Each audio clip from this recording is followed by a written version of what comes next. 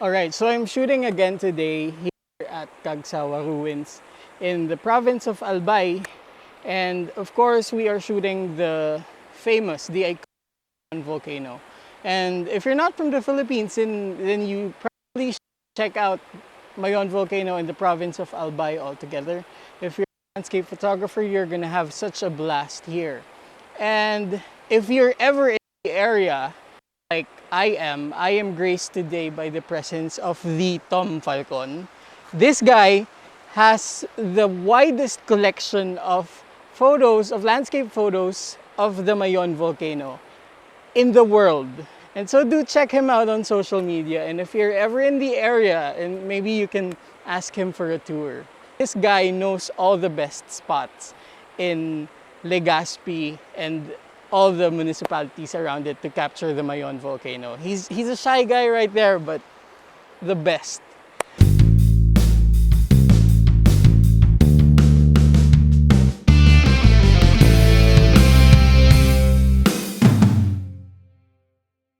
As you can see, I'm so relaxed. I'm sitting on a bunch of rocks.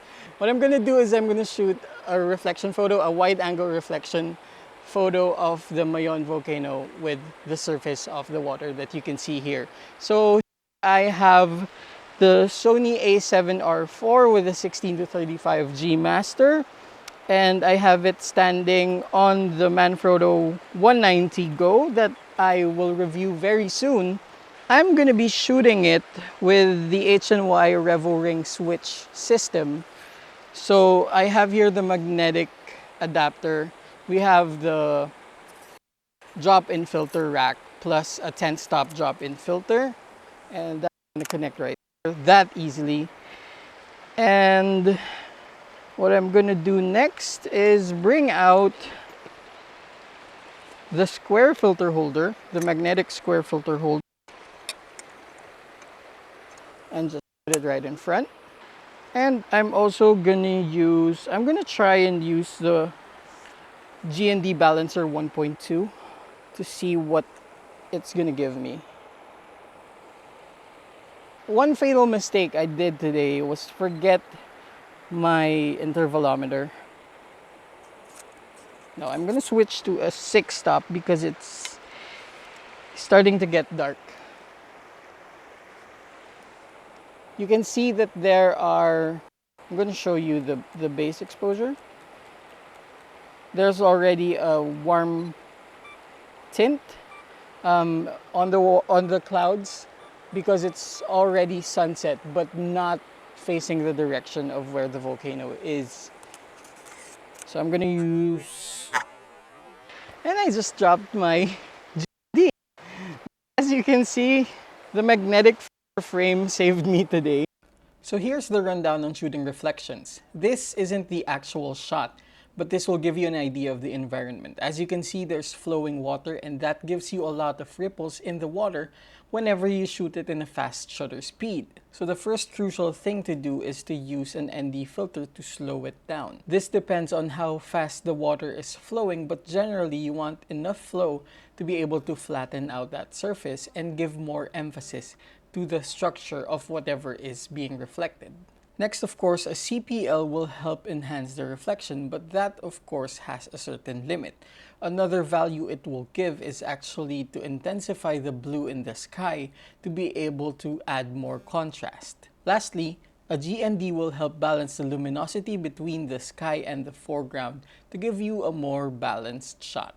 After this, cleaning up the clutter in the water as well as on the ground is crucial to help you give more emphasis to your composition. So 30 seconds, ISO 100. I am at around 19 millimeters. Now, if you don't have a remote, shoot in at least 2-second timer or 5-second timer. So your hand pressing the button is not gonna give you a camera shake. I know that the sun just literally down the horizon, even though I can't see it because in the clouds. I talk too much. I missed that warm light. But anyway, we're still gonna get that reflection. And there's actually going to be more balance with the sky. It's 6:01 p.m. so perfect timing for the sunset. And the reason why I'm late into the sunset game is because I spent the past hour shooting telephoto of the crater, because this is the most visible I've gotten the Mayon volcano in all the times that I've been here ever since my first time in 2014. This is the most visible it has been. Now, local urban legend or local folklore say that it's good fortune whenever you visit Albay, you get to see the Mayon its entirety, and that's basically what's happening now. So I do hope I'm getting good luck.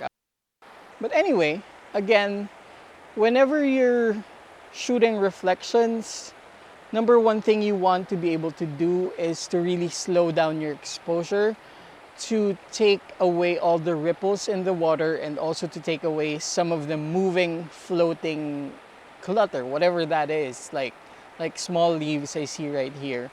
I'm sure there are still going to be a lot on the final shot, but it's going to be easier to clean up later on. Plus, of course, it's going to refine and give a bit more contrast to the reflection of the volcano on the water. So you know what, it's as easy as that. This is actually one of the most relaxed state you can be in when you're shooting landscape photography. Shooting still waters with a good reflection of a very nice iconic landmark.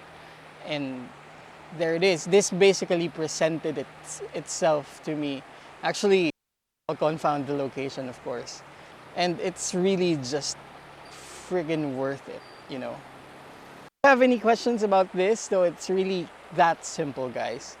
If you have any questions, do of course leave them down below in the comment section. And if you've gotten this far into the video with me just blabbing about the process of shooting, thank you for watching.